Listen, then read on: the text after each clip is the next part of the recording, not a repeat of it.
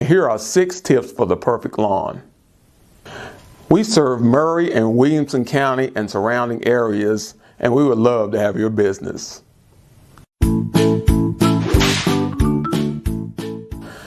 Tip number 1 is climate.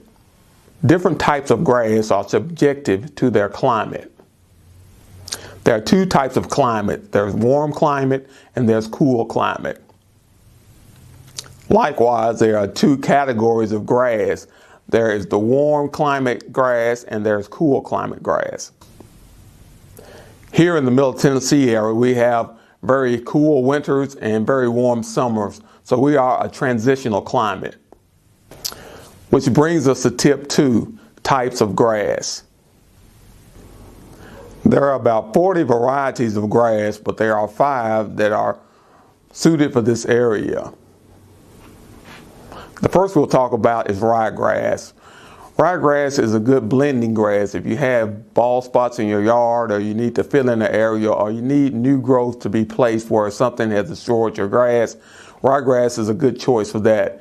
Now, ryegrass is a cool weather grass, but the only problem with fescue grass is that it has a low drought tolerance and may need watering from time to time. The next grass is Kentucky bluegrass. Kentucky bluegrass is very popular around this area, but it is a cold climate grass, but it may require more attention than others on this list. The next grass is Bermuda grass. Bermuda is a very hardy grass and it withstands high traffic. It has a high water drought tolerance.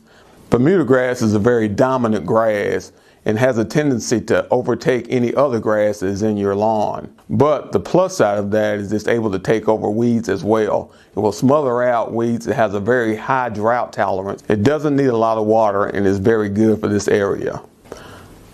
The next grass is Zoysia grass.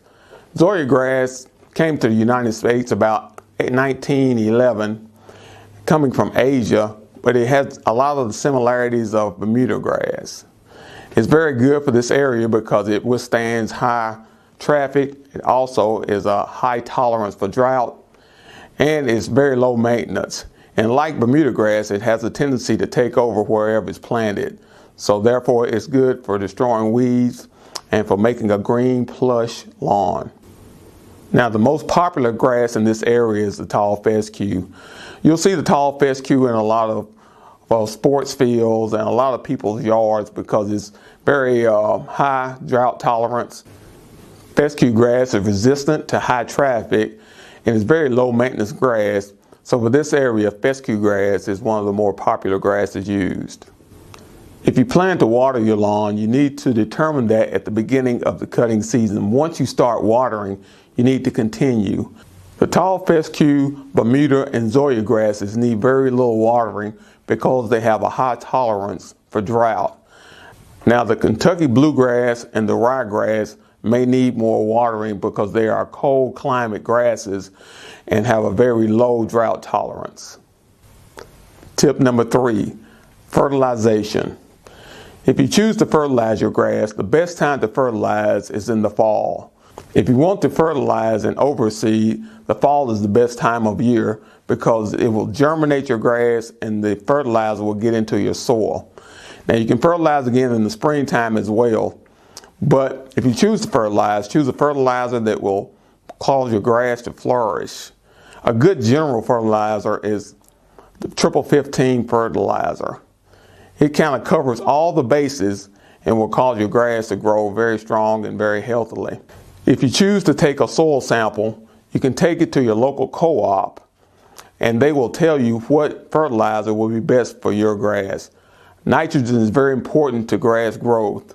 Nitrogen, phosphorus, and potassium are the 3 main ingredients in fertilizer, and depending on your grass needs, they can be found in different quantities in different fertilizers. Tip number 4, weeds and the controlling of them. To stay ahead of your weed problem, you should apply a weeding feed to your lawn. The best time to put out your weeding feed is in the early spring. The weeding feed contains fertilizer as well as weed killer. This will fertilize your grass, giving it strong roots, and at the same time kill any weeds that might try to come up around your grass. If your weeds persist after applying weeding feed, wait till late May, early June and apply once again, because the more weeds you have, the more infertile your soil.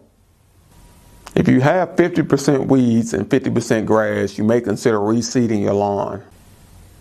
If your grass is taller and more dominant than your weeds, then your grass will smother out your weeds. But if your weeds are dominant, it could damage your lawn. Tip 5, proper mowing. When mowing your lawn, you should keep in mind that your grass grows as tall beneath the soil as it does above the soil. So it's important to let your grass grow taller so that your root system can be strong. Cutting your grass every 7 days is better than cutting it every 14. You should cut your grass 2 to 3 inches tall. Cutting it shorter will cause your weeds to outgrow your grass. And tip number 6, if you have a problem with tips 1 through 5, you need to call groundskeepers at area code 931-698-7711. Again, my name is Kelvin Lyles. I'd like to thank my customers and my potential customers. Thank you for your patronage and have a great day.